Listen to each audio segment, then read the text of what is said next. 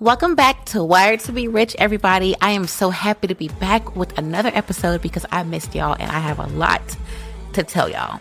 If you're new here, welcome. I am genuinely so happy that you found me because you will not regret it. I promise. Around here, we talk about wealth, manifestation, investing, mindset shifting, personal growth, and how to actually build a life that feels as good as it looks. And if you're a returning listener, thank you so much. I truly appreciate you.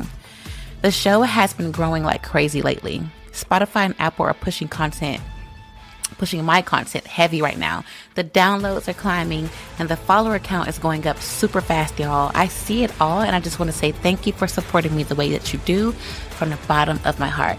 Now, before we get into it, I want to ask something really quickly because this has been on my mind. I've been thinking about doing video content.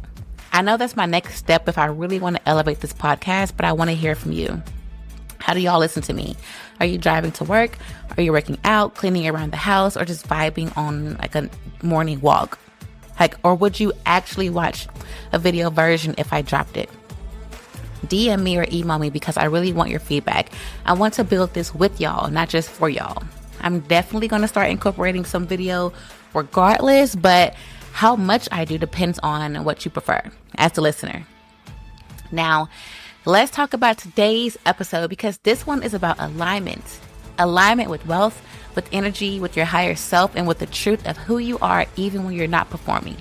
Lately, I've been learning that there's a difference between what feeds your ego and what feeds your soul. And for years, I chased validation. The attention, the compliments, the material proof that I was quote unquote enough. But recently, I realized that I don't have to try to be enough anymore. I already am. I don't have to perform unconditional love because I already am. I don't have to prove my worth because I embody it. I don't have to work towards wealth because I already am wealth. That's real alignment, y'all. And speaking of alignment, let's talk about Chicago. Some of y'all got a little teaser on my social media and I promise y'all I will talk about it. And I'm definitely going to do that today because it is so much I want to share. I just got back and I ended up partying in an exclusive mansion this past weekend in Chicago, y'all. I'm talking members only, invite only if you're with a member type of place. Not somewhere you could just walk into, but then yet there I was.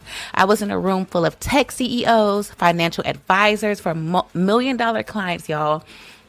And even one guy who owns a mental health practice that just closed a $60 million deal with 2 major universities here in the United States. And everybody in the room was either between the ages of 40 and 55.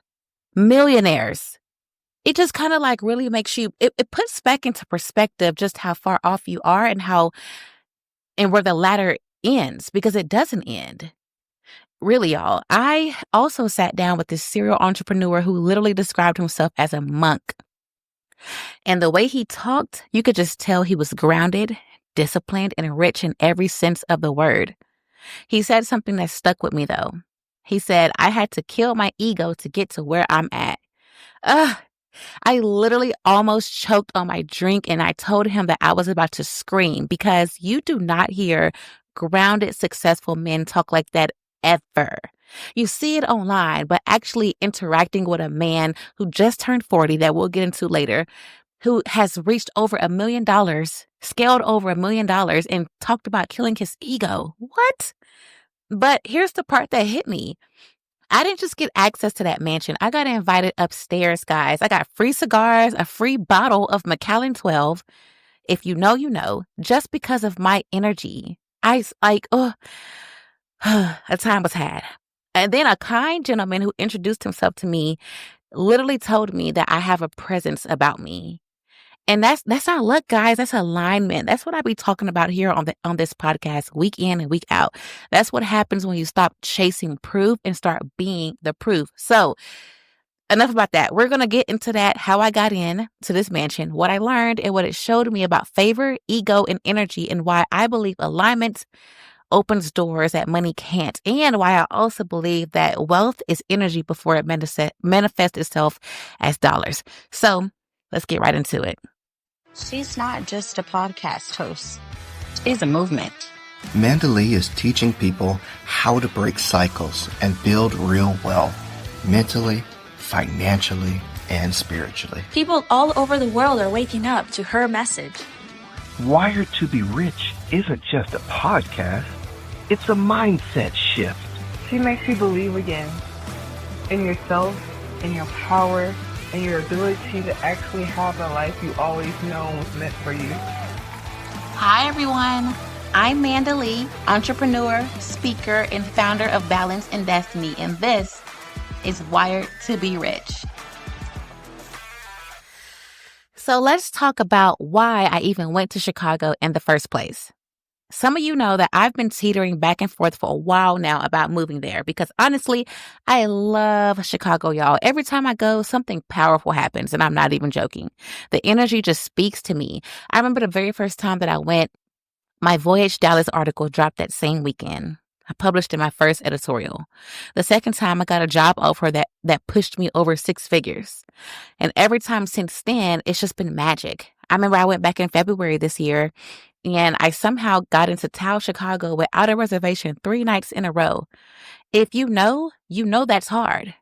I love it there, y'all. The sushi, the vibe, the people, it's always so warm and welcoming. The city loves me. So this time I went because I wanted to tour apartments. I've been seriously debating if I should move there. So I made it a full weekend. I toured a few places, walked around West Loop, and just soaked it all in. I stayed at the Lowe's Hotel. Y'all know I always stay there whenever I'm in town. It's clean. The rooms are beautiful. The service is elite. And the coffee bar and lobby lounge are top tier. And they always leave little cookies out that are so good for guests to get as they're getting off the elevator. But when I landed Friday, I went straight to the hotel. I checked in, I freshened up, brushed my hair, reapplied my lip gloss, and I walked right back out to start touring. But that night, I decided to take myself out to dinner because I love a good solo date in a pretty place. So I went to Maple and Ash for the first time. I had seen it all over TikTok, and I was like, okay, why not? The vibe was perfect. It had moody lighting, good music, luxury crowd, everything I like. I got the tempura shrimp, as some of you saw in my story. They were huge, y'all. Like, I almost thought they weren't real. Like, is this real shrimp? They were huge. 3 big pieces. So good. But as I sat down, everybody was super nice. There was this guy that walked in who, it was Halloween night, and this guy walked in dressed just like Diddy for Halloween. He had the robe, baby oil in the pocket, the whole thing. And him and I started having a conversation. We were laughing, and I just asked him, where should I go next for drinks? And I told him straight up, I want to be around like-minded people, but I do not want ratchet. I want upscale vibes. That's the only thing I want. So he mentioned a place called Hoxton. But it was still really early, and I didn't want to go sit in an empty bar yet. So I decided to walk somewhere nearby. I had on heels, and I was like, I'm not walking nowhere 5 minutes or more. It was a spot like 3-minute walk. And I came across Biggs Mansion. The Biggs Mansion in Chicago, y'all, but I didn't know that that's what it was. So when I say this place looked like an actual mansion, y'all, it was a literal house. I didn't even know if I was in the right spot at first, according to my GPS, but because it was that big, y'all, it was huge. You walk up a few stairs from the sidewalk, and it's a gated entry, but the gate was open. And then there's this massive stairway leading to the front door, like maybe 20 steps. But to the right, there's another smaller set of stairs going down. And there was a sign that said members only. Regular patrons use the stairs to the right. So I went down to the right side, obviously, because I'm not a member. When I go in, I'm like, hey, I have lots of questions. I asked the guy at the front. It was a guy and a young lady. I said, the guy was the owner or the manager. I think he was the owner, though. I was like, hey, is this a members only place? Even I just read it on the side. I just wanted to ask. And he was like, yeah, it is. So I was like, okay, well, can I at least come in and sit down and get a drink? So then he says, well, it's BYOB since it's a private membership only place. So then I said, well, how much are memberships? He said, well, we start off at $4,000. I was like, okay, noted. He and the woman working there were both super kind, though. They told me about another bar nearby that I might like. So I walked out. But y'all, something told me to turn back around. I'm not even joking. I want you to picture this. I'm standing there right before I get on the sidewalk in a cute mini black dress. I had some sheer black stockings on and some black pumps, fully covered at the top, but the dress was mini, so it was cute. Like I said, black stockings, black pumps, jacket in one hand, and my purse in the other. It was cold, but I was warm from all the walking. Even though it was 3 minutes, I had a lot going on. And I just knew that I wasn't supposed to leave yet. So I turned right back around. I walked in again, and I was like, actually, let me just sit inside and maybe have a cigar to kill some time before I get an Uber to the Hoxton place. And he goes, well, let me give you a tour. And at first I was like, no, because I was scared that if I saw the whole place and the beauty that it was and couldn't stay, it would just tease me. But he insisted, y'all, super respectful. And honestly, I hesitated because of something I had internalized from the last guy that I just finished dating. Y'all know who that might be for my close friends and family listening. He would say things like men only offer to do things for women because they want something from them. So in that moment, I caught myself being cautious, realizing that that voice wasn't even mine. It was just an echo from someone who couldn't see my purity of energy because he didn't know how to operate from that place himself. So this owner, he was genuinely kind. He gave me a full tour. And when I say mansion, I mean 4 floors, each with 5 or 6 full rooms, y'all. Bars in almost every room. A mix of people, older men in suits watching sports, small groups of people laughing, talking politics, just vibing. The ambiance was so low key. The energy was intimate, exclusive, and definitely old money. The kind of wealth you could feel. You could smell it, y'all. It was nothing new in that place. I even joked with the owner and I was like, this looks like a house that my ancestors might have once served in. And he was like, well, it's funny you say that because it was built in the 1800s. So you're probably right. In that moment, it hit me because there I was, y'all, walking through this beautiful mansion in my heels, looking at all this antique art. You can't even have your phone out in there. In my cute outfit, being treated like I belonged. It felt like a small kind of full circle moment. So we went back downstairs and he tells me to pick a cigar. So I do. And when I try to pay, he says it's free. The woman working there was shocked, y'all. She was like, he's never done that before. Then he offers me a drink, not just a drink, a bottle. Remember, it's BYOB for members. So I had nothing. So I said, well, what do you have? He starts naming liquors. First thing out of his mouth is Macallan. So then I said, well, I'd never have had that before. I heard that's a really amazing type of liquor. I think it's Scotch.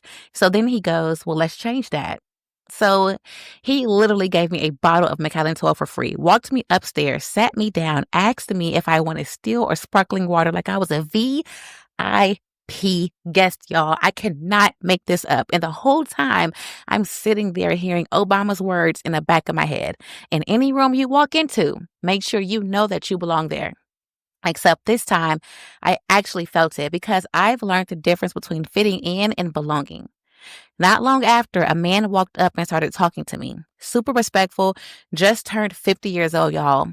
And mind you, before I began, like everybody in here was dressed nice. I mean, like literally in suits, the nice colorful socks that men wear, the nice sweaters, like nice loafers. I mean, I don't think anybody in there was wearing jeans, if I'm being honest. So the guy that started talking to me, he asked if I was a member. So, of course, I said no. I said I was just visiting Chicago, touring apartments this weekend, and somehow I got lucky enough to be here. So he looked at me and he was like, well, you must be really favored because everyone in this building tonight is old money. We all know each other in some capacity, some more than others, but we all work together, invest together. Some are in politics and travel together. A couple of them were heading to Dominican Republic on Thursday this week.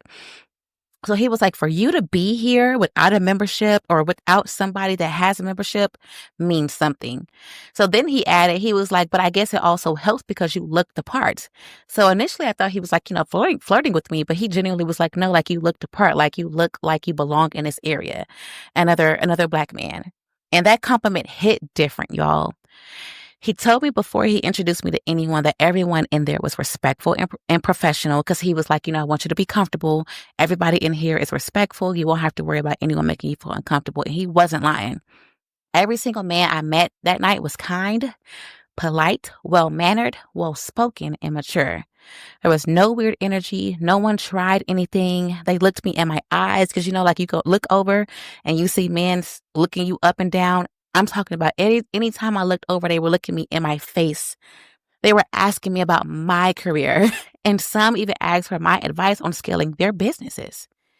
One guy showed me his business model, y'all. He had just secured a $60 million grant for his mental health company. He showed me the documents and everything, and I was sitting there thinking, like, this is crazy. Like, what is actually happening? How am I here right now looking at a $60 million granted business model, talking with people that are doing major things? It felt unreal. But in that moment, I realized something. All those things that old version of me believed, that men only help women because they want something, that I have to prove myself to belong, that luxury rooms are for other people, none of that was ever true. That night wasn't luck. It was pure alignment. It was proof that when your energy is clean, your ego is quiet, and your heart is open, favor finds you. Alignment opens doors. Money can't, y'all. And even the gentleman that introduced me to everybody, before he did that, we were just talking about how, how fortunate it is that I was able to walk in here, and and God must really have a calling on my life. He was like, because people always think it's about what you know, but really it's who you know. And he was like, and it's places like this where who you know will get you further than any education ever would. It was crazy. Here's what really stuck with me after that night. It wasn't even about the mansion or the people. It was about the energy. I felt different in that room, y'all. I wasn't performing. I wasn't wondering who was watching or trying to prove that I belonged there. I knew that I belonged there. And that hit me because honestly, a few months ago, I couldn't have walked in that same energy. I would have been caught up in presentation, hair, outfit, posture, trying to show that I fit in instead of just being. But that night, it felt natural. I wasn't chasing validation anymore. I was just embodying peace. That's alignment in real time. When you stop forcing and start flowing. And I realized alignment doesn't just open doors, it adjusts the kind of rooms you even walk into. Because when your mindset levels up, that little mindset shifting thing that I keep talking about, your energy naturally flows. So I left Big's mansion that night with perspective, because when you experience calm confidence in a room full of power, you realize that success has nothing to prove. Nobody was flexing. Nobody was talking over anyone. It was respect, composure, and quiet abundance. A guy walked me out, and that was that. Nobody made me feel uncomfortable. And it made me think back to the last guy that I dated. He used to always say things like, I thought that I was better than everyone. And honestly, y'all, I wasn't trying to be better than anyone. I was just evolving faster than he could keep up with. Because I'm not better than everyone, but I am better than the version of me that matched him. I'm better than the version of me that met him a year ago. And in a way, I guess that makes me better than him too. Not out of ego, but just out of growth. And that realization hit me harder than anything else that night, because that's the difference between ego energy and aligned energy. Ego says, look at me, look at what I have. And that's what I used to always say. That's what he would always say. That's what the other men that I've dated would always say. But alignment says, you will feel me before you hear me. And people did, y'all. They felt it. And it made me rethink how I define high value. It's not about who has the flashiest car or the biggest network. It's about how you make people feel when you walk in, and how you feel about yourself before you do. And the conversations that night were so different. People weren't just asking what I do. They were asking why I do it. They were curious about my mindset, my process, my perspective. That's when it clicked. The kind of rooms you attract depend on your emotional temperature. When you're grounded, you attract grounded energy. It just reminded me that you don't have to talk your way into spaces or show how much you have to belong when your energy speaks first. It was the universe, God, showing me, see, you have grown. You don't chase belonging anymore. You are belonging. Now, this is where the manifestation really shows up, y'all, in real time. This was my favorite part of the night. I'm sitting in this mansion, and I end up talking to this man. He was younger than the first guy. This guy just turned 40 years old. He's a serial entrepreneur. And for those of you that don't know what that is, he has multiple businesses. And he's already touching millions, y'all. He's an Aries like me. And the conversation that came out of that was different. And I only found that out because he asked me when my birthday was. And I was like, March 22nd. And he said, oh, his is April something. I forgot. And I said, oh, you're an Aries. So he asked if I was into astrology. And at first I hesitated. I didn't want him to think that I was like woo-woo and ungrounded, because I've dated people that have thought that just because I said I like astrology. But then I said, you know what? I caught myself. I said, actually, yeah, I really am into astrology. And he smiled and he nodded like slightly. And he was like, me too, but more from the philosophy side. Now, again, y'all, this is a man that just turned 40 this past April and is touching millions. And he's talking to me about astrology, right? So listen. So now we get to naming books because of course, he asked me, do you read books? What kind of books do you read? Show me. And we had some of the exact same ones. So I mentioned one called The Untethered Soul, and he cut me off. He literally cut me off mid-sentence, and he was like, by Michael A. Singer. And I was like, stop. I wasn't even offended, y'all. I just said, stop. I told him I even did a podcast episode on that book some months back because it changed me that much. Then he asked me, do you like Carl Jung? I said, actually, yes. I have his book titled The Red Book. He laughed and he was like, of course you do. It was just one of those aligned electric conversations that flowed effortlessly. So then he told me about his work. He's a consultant who builds websites for major high-end brands, the kind of names everybody recognizes. And the energy is calm, grounded, and soft-spoken with him, y'all. He has a lot of other businesses, but that's his main forefront. He also had a slight French accent, and I kept having to lean in to catch his words and understand what he was saying. But he carried himself like someone who has done the inner work. No ego, no showmanship, just quiet confidence. And at one point of the conversation, I was like, not to cut you off or interrupt, but I said, this is really interesting. What made you start seeing life the way that you do? Because, he's super successful. So I would have thought that he spoke this way about philosophy and the books that we both like. And so he paused and he looked at me and he was like, well, that's a loaded question. Mind you, this man, again, he doesn't project his voice. His voice is very mellow, deep, and neutral. And then he also has a French accent. So I was like, what? And he was like, I said, that's a loaded question. So I was like, okay, well, start wherever it makes sense. Like wherever it started to make sense. And he was like, well, honestly, that's when he said I had to kill my ego. When I tell you, I almost choked on my Macallan, y'all. I literally said, sir, I'm about to scream. I said, I'm so sorry. I'm about to scream because I never hear men say that. And I'm not even joking. Literally, you're the first man ever that I have talked to that is not only educated, grounded, but successful and ambitious. I just have never. You're the first guy. So he laughed at me and he was like, I believe you. He was like, but no, really, I had to. He said that's the only way that he started earning what he does now. He had to learn to become one with his existence. And he was like, I am not my accomplishments. He's like, just like you aren't. And he was like, and if you like Carl Jung, you know that he says that all the time, that we are not the things that we want. We're the things that we embody. And he was like, once I really accepted that, everything else started bending to his will. And so in that moment, I thought to myself, these are the kind of men that I must be aligned with, y'all, like aligned with now, because there's no way that I casually walked into this exclusive mansion and I'm having these kind of conversations with people that are, they're not doing 100,000 a year. They're not doing 2, 3, 4, or 5. These are people making millions of dollars, millions, and not just saying that, talking their business models, showing proof that they really are who they say they were. The conversation carried on and he ended up telling me that he likes to say or think that he lives kind of like a monk with a monk mindset. Simple, grounded, intentional. Consulting for massive brands, high-end brands, but never losing himself in the noise. That level of self-awareness paired with success, you don't see it often, right? You just don't. You really don't. We started chatting about manifestation and purpose. And I told him, I said, of course, I want to make money, lots of money and have nice things. But at the end of the day, my goal is freedom. I've even told y'all that on a few episodes. So he stopped at me. He looked at me. He was like, well, what if your goal isn't freedom and your goal is just you? It froze me. I had to sit with that for a second because I didn't really understand it, but I knew that it hit something inside of me. So then I guess he saw that I was confused and he was like, what if the goal is just your existence?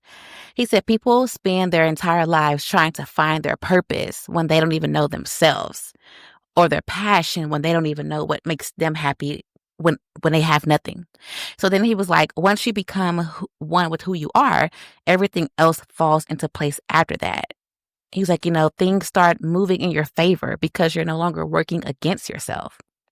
That whole conversation cracked something open in me, y'all, because that wasn't just some self-help guru shit. It was a man living it. Proof that wealth, peace, and awareness can all coexist together. And once again, I saw how fast alignment works, because just weeks before I was being told that I would never meet men who were successful, emotionally intelligent, and respectful all at once, who would also want me back in return.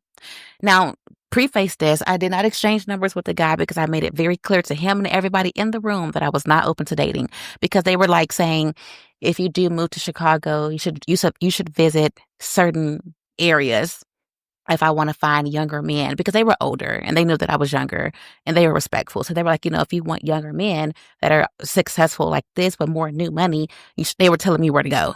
So I did not exchange numbers with this guy. They all were respectful, but they all, I knew that he was interested in me. I knew that he found me attractive because he had said it. A couple other guys said it too, but it was nothing crazy. So, back to what I said, I was being told that men who were successful, emotionally intelligent, or respectful all at once, they wouldn't want me. And honestly, the guy that told me that was kind of right, but not for the reasons that he thought. Because back then, I was only seeing men who immediately fed my ego.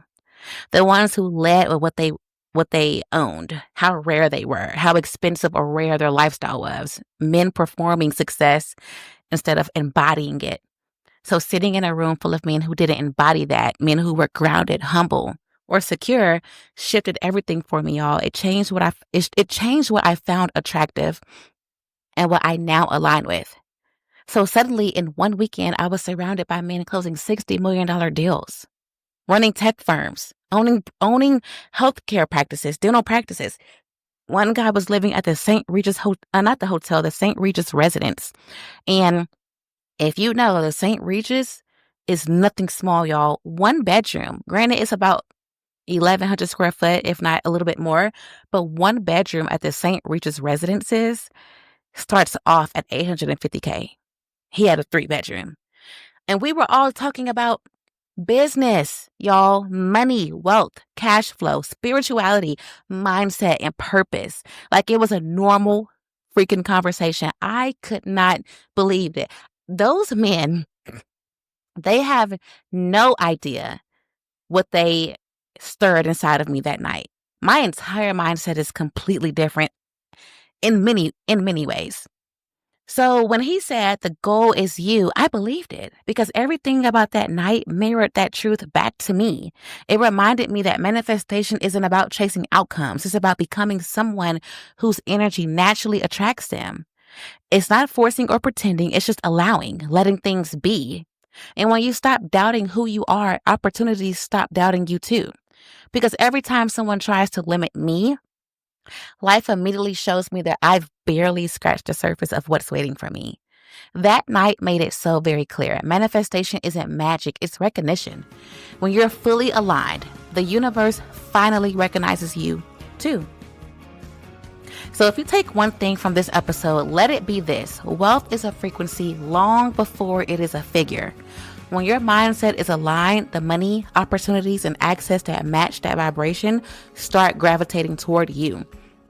You don't have to overextend, over-explain, or overwork to prove you deserve abundance. You just have to embody it. That's the shift from chasing wealth to becoming wealth. Because real wealth isn't loud. It's not flexing what you have. It's knowing that your energy, your discipline, and your clarity are the biggest assets that you will ever own. I'm a walking embodiment of this, y'all. I'm not just telling you this because I've seen somebody else do it.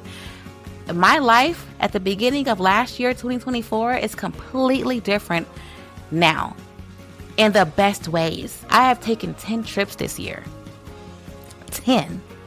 So stop waiting for external validation. You're already the investment and you're already the return. Speak like your words have value. Move like your time costs something. Build like your future depends on precision, because it does. That's the real alignment. Showing up every day like the version of yourself who already has the life that you're building toward. And if this episode resonated, if it grounded you, inspired you, or reminded you of your own power, I want to hear from you. DM me on Instagram at ForbesManda_ or email me directly at info@balancedestiny.com. I will link all this in the show notes below. But tell me your biggest takeaway, or what moment hit you the hardest. And if you're really about growth, share this episode, post it, tag me, send it to that one friend who's ready to level up, the one who moves different and just needs the reminder that they're not crazy for wanting more. Don't forget to rate and review the show on Apple and Spotify. That's how we expand this community and get the message in front of the people who need it the most. We're not talking just about wealth anymore. We are actively building it, y'all, in real time, embodying it and moving through life with the energy of someone who already arrived. So, as you know, this is Wired to Be Rich. I'm so happy you tuned in with me today. And as always, I will see y'all next week. Bye.